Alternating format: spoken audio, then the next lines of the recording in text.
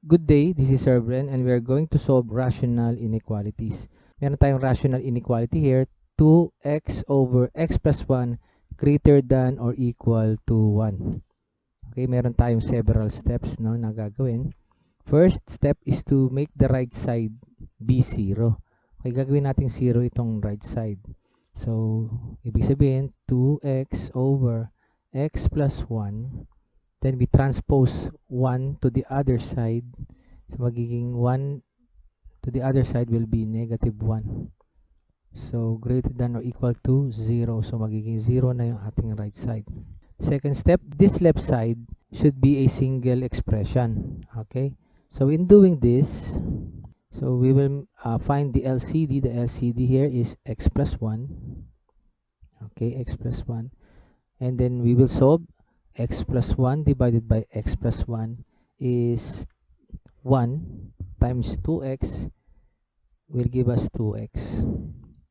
Okay, and then next for negative 1, x plus 1 divided by 1, no, meron tayong imaginary 1 here as a denominator, so will give us x plus 1 times negative 1 will be negative 1 times x plus 1 greater than or equal to 0. And then next is to simplify this 2x for the numerator minus we distribute negative 1 dun sa inside no, ng x plus 1. Negative 1 times x will give us negative x. Negative 1 times positive 1 will give us negative 1 all over x plus 1 greater than or equal to 0. Okay, we can further simplify this by combining 2x minus x. Okay, 2x minus x is positive x and then minus 1 over x plus 1 greater than or equal to 0.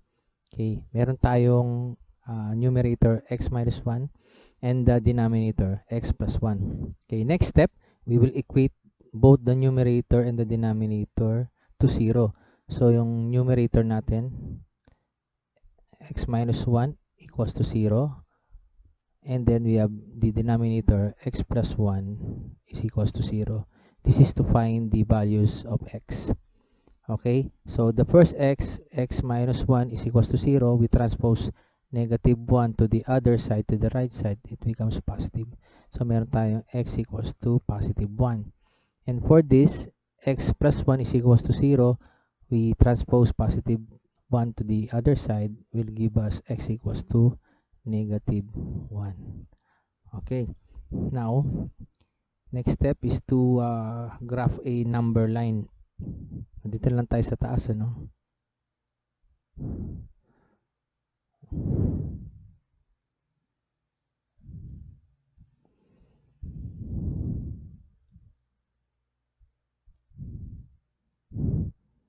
Okay, left side to negative infinity and then right side to positive infinity. So we have here the positive 1, we have 0 here, and then we have negative 1.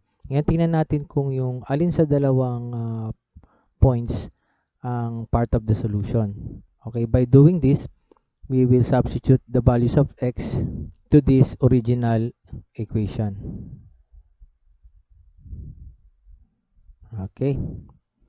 So, for x is equals to 1, ito muna yung unahin natin. We have 2 times value of x is 1 over 1 plus 1. Is it greater than or equal to 1? So, we will solve 2 times 1 is 2. Divided by 1 plus 1 is 2. Greater than or equal to 1. We will test if this statement is true. Okay, so 2 divided by 2 is 1. Is it greater than or equal to 1? So the answer here is yes. Okay, yes. X is equals to 1 is part of the solution. Okay, so since 1 is part of the solution, we will shade here sa nating number line yung 1. Okay, And then let us test yung negative 1 if it is part of the solution by substituting to the original equation. Okay, so we have 2 times negative 1 over negative 1 plus 1 greater than or equal to 1. 2 times negative 1 will give us negative 2. Negative 1 plus 1 is 0, greater than or equal to 1. Is this mathematical statement true? So, yung negative 2 divided by 0 sa calculator nyo is undefined or math error. So, since undefined yan, this statement is false. So, meron tayong sagot na kung may sagot tayo ng undefined, automatically false yung ating statement dito. So, ibig sabihin yung negative 1 is not part of the solution. We will not shade the circle, no? Okay. So, next step, we will find the domain which is part of the solution. So, titingnan natin here sa negative 1, papuntang kaliwa. So, that will be x is less than negative 1. Okay. And then, dito naman, we have here x is in between positive 1 and negative 1. Okay. So, it means ito yon para dito, no? And then, ito naman, para dito. Okay. And then, para ito naman, is we have x is greater than or equal to 1. So, bakit may equal siya? Kasi 1 is part of the solution. Kaya ano siya greater than or equal. Okay? So, next we will assign test points. Ibig sabihin, we will think of a number na within this number line. For example, sa negative 1 papuntang kaliwa, we will assign a number. Let's say we have the test point as x is equals to negative 2. So, we have the test point negative 2 kasi yung negative 2 makikita natin dito, di ba? Okay, we will think of a number. Okay, next dito naman sa pagitan ng negative 1 and 1, think of a number na nasa pagitan niya. So, we will assign as yung 0 as its test point. Okay, another test point dito naman, no? So, we will think of a number. So, let's say we will use 2. So, x is equals to 2 as its test point. So, meron tayong tatlong test points. Now, these test points, isa-substitute natin to dito sa ating pangalawang equation. Okay. So, meron siyang 0 sa right side. Okay. So, for negative 2, unahin muna natin ito, no? So, negative 2 minus 1 over negative 2 plus 1 greater than or equal to 0. Negative 2 minus 1 will give us negative 3 over negative 2 plus 1 will give us negative 1 greater than or equal to 0. Negative 3 divided by negative 1 will give us positive 3. Okay, positive 3, is it greater than or equal to 0? So, let us see if it is true or false. So, since this is true, the statement is true, yung itong number line na to, no, nasakop ng ating x is less than negative 1, we will shade this one na heavy. We will shade it heavy, no? Okay, kakapalan nyo yung linya. Okay, so ibig sabihin, this domain is part of the solution. Okay, let's test the yung sa pagitan ng negative 1 and 1 by substituting do sa ating equation na to. So we have 0 as our test point minus 1 over 0 plus 1 greater than or equal to 0. So this becomes 0 minus 1 is negative 1 over 0 plus 1 is positive 1. Okay, greater than or equal to 0. So negative 1 divided by positive 1 will give us negative 1 greater than or equal to 0. Is this statement true or false? So false kasi nga mas maliit yung negative 1 sa 0. Okay, so ibig sabihin, if this false, hindi ka siya kasama sa, this domain is not part of the solution.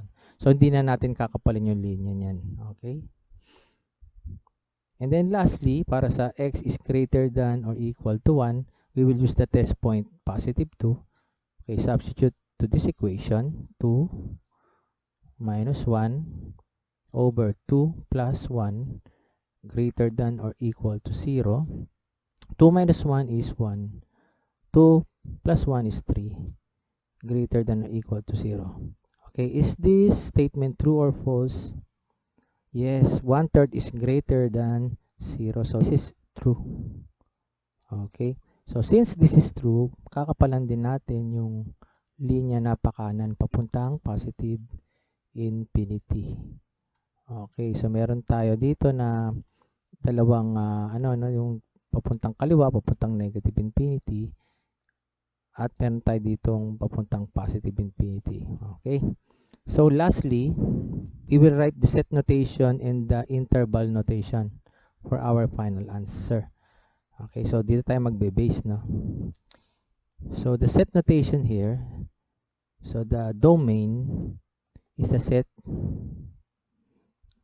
of all real numbers. So we will write this as x is a set of all real numbers where x is less than negative 1, kasi ito yun, no? Part siya ng solution. Or x is greater than or equal to 1, kasi ito rin ay part ng solution. Okay, then we close curly brackets.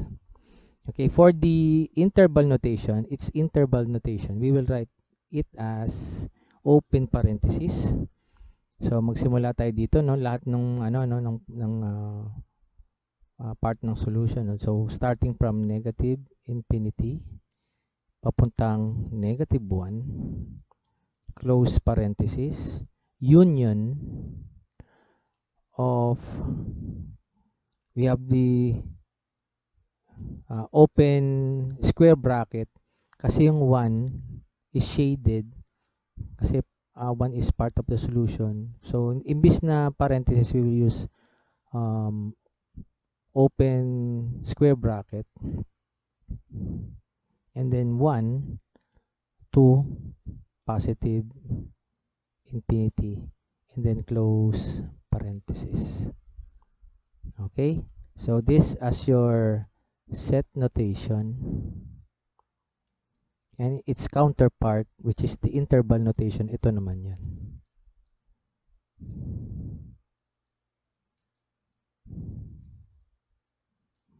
Thank you for watching. This is Sir Bren. Hope to see you on my next upload. Goodbye and God bless.